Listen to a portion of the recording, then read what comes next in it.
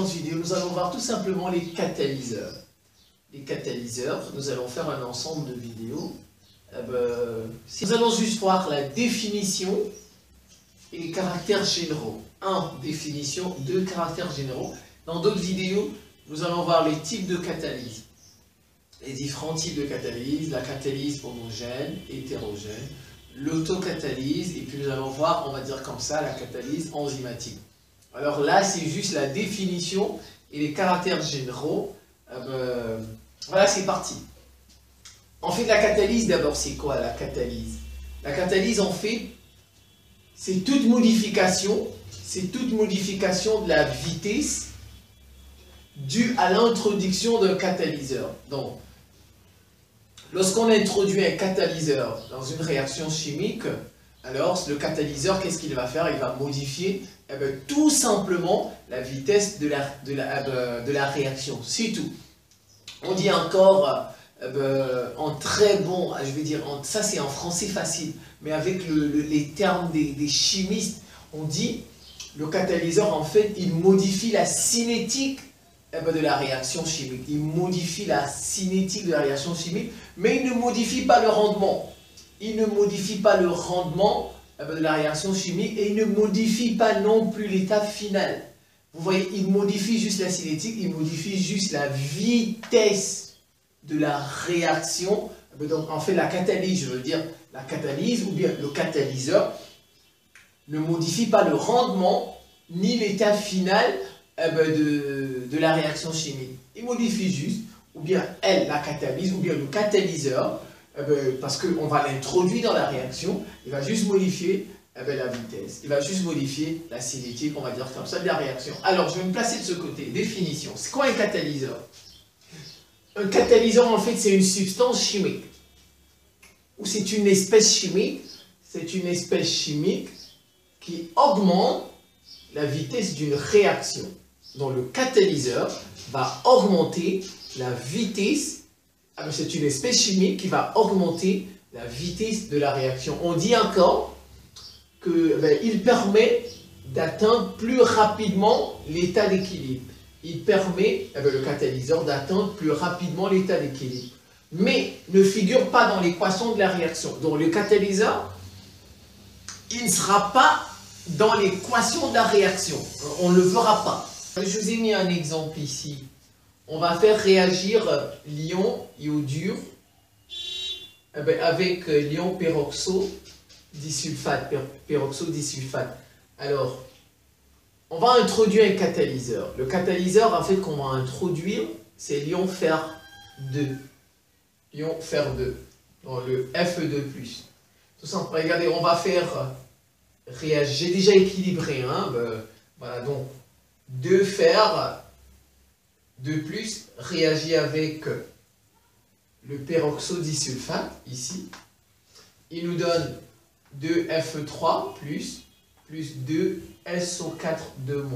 Ensuite, j'ai le 2 fer 3+ qui réagit avec le 2I-, l'ion iodure.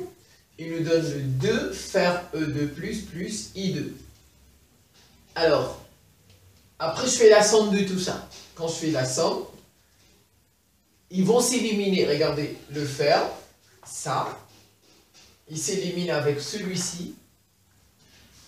Fe3 s'élimine avec celui-là.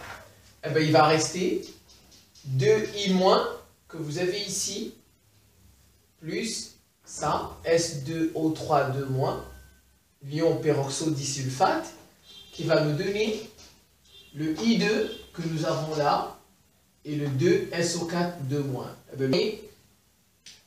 Alors, à la fin de la réaction, on a le fer 2. En fait, l'ion fer 2, c'est le catalyseur.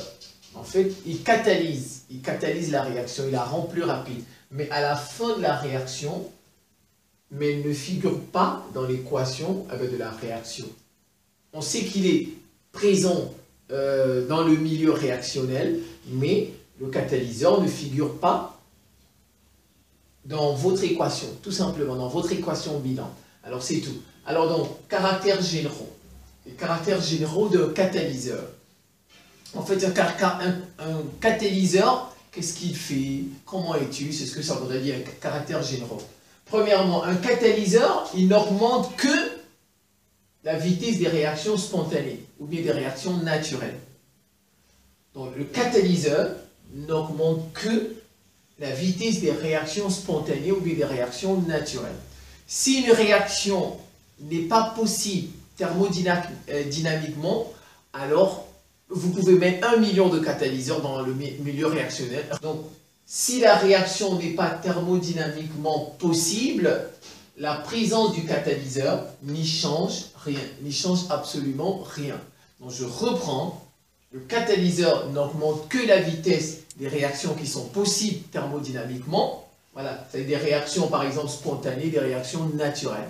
Mais si la réaction est thermodynamiquement impossible, le catalyseur n'a aucun effet. Il n'a aucun effet. Il n'affecte pas l'état final. C'est ce que je disais tantôt au début. Il ne modifie pas l'état final. Il ne modifie pas le rendement. Le rendement de la réaction non plus. Donc, il n'affecte pas l'état final d'une réaction conduisant à l'équilibre chimique. Voilà. Il fait atteindre l'équilibre chimique rapidement, c'est tout. Voilà. Il permet d'atteindre plus rapidement l'état d'équilibre. C'est tout.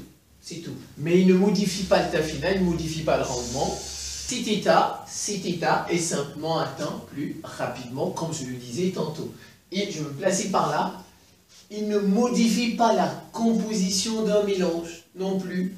La composition d'un mélange, il ne le modifie pas. Il la modifie pourtant pour moi. Voilà. Il ne modifie pas la composition d'un mélange. Il se retrouve en fin de réaction. Le catalyseur, en fait, ne disparaît pas. Il se retrouve en fin de réaction. Bien sûr, sa concentration varie au cours du temps. J'ai mis des crochets pour dire concentration. La concentration du réactif varie au cours du temps. Voilà. Mais sa concentration à la fin de la réaction, sa concentration ne change pas. C'est la même. Celle qu'on avait au début, à l'état initial, c'est la même concentration qu'on aura à l'état final. Donc, bien sûr, au cours de la réaction, la concentration va varier. Elle va varier. Mais en réalité, elle ne change pas. Puisque ce qu'on avait à l'état initial, on le retrouve à l'état final. Vous avez concentration finale égale concentration initiale. Donc, c'est vrai, sa concentration varie au cours du temps, mais elle reste la même.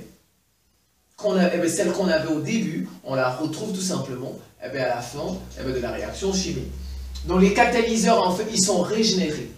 Les catalyseurs sont régénérés à la fin de la réaction et peuvent donc être réemployés. En fait, ils sont régénérés. Donc régénérer, ça veut dire, en fait, avec des mots, ils renaissent. Régénérer, c'est renaître, quelque chose comme ça. Mais ça veut dire que les catalyseurs ne disparaissent pas. On les retrouve à la fin de la réaction. Et le catalyseur qu'on a utilisé, on peut l'utiliser de nouveau pour une autre réaction. Vous voyez, donc c'est ça. Les catalyseurs sont régénérés à la fin de la réaction et peuvent donc être réemployés. Ils peuvent donc être réemployés. Et on va terminer par, ils sont sélectifs. Les catalyseurs sont sélectifs. Si par exemple vous avez plusieurs réactions chimiques, le catalyseur, il peut sélectionner. Il peut dire, moi je vais accélérer celle-ci, cette réaction, et je ne vais pas accélérer l'autre. Voilà, donc ils sont sélectifs lorsqu'il y a plusieurs réactions. Ils accélèrent l'une plutôt qu'une autre. Voilà, donc les catalyseurs peuvent être sélectifs lorsqu'on a plusieurs réactions chimiques. Ils vont décider d'accélérer l'une, ils vont tout simplement laisser peut-être la deuxième. Si on a deux réactions. Voilà, on peut présenter les catalyseurs, leur définition, les caractères généraux des catalyseurs. Dans les prochaines vidéos, nous verrons les types de catalyseurs, nous verrons la catalyse, on va dire comme ça, homogène, la catalyse hétérogène, l'autocatalyse, et nous verrons la catalyse tout simplement enzymatique. C'est la fin. Je vous remercie pour votre attention et à très bientôt.